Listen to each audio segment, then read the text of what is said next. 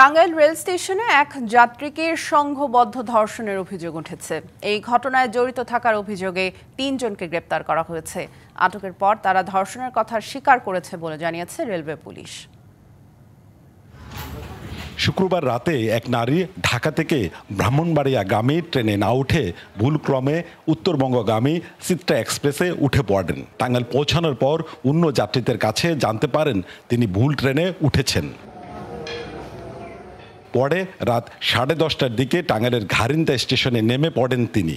এ সময় ঢাকাগামী কোনো ট্রেন না থাকায় কৌশলে সজীব, দুলাল ও নূপুর নামে 3 যুবক ওই নারীকে স্টেশনের পাশের একটি বাগানে নিয়ে ধর্ষণ করে।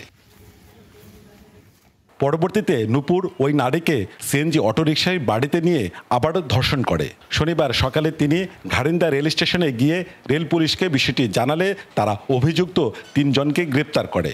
মামলা দায়ের হয়েছে টাঙ্গাইল সদর থানায়।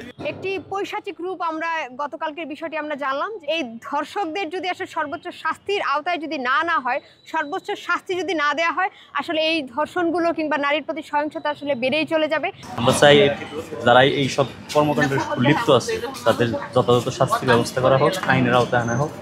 আটক 3 জনকে সদর থানা পুলিশের কাছে হস্তান্তর করা হয়েছে। তারা ধর্ষণের কথা স্বীকার করেছে বলে জানায় রেলওয়ে পুলিশ। এখানকার কিছু ছেলে তাদেরকে লইয়া সে মেয়ে চলে গেছে। ওই মেয়ে বলতেছে যে আমাকে জোর করে ধরে নিয়ে গেছে।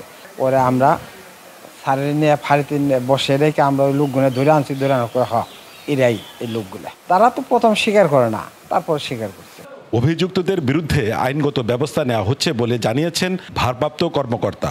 জিআরপি পুলিশ এবং উপস্থিত আমাদের থানা পুলিশের কাছে অবগত করলে সাথে সাথে আমরা অভিযান করে এই দুলাল, সজীব এবং রূপমিয়াকে ধৃত করি।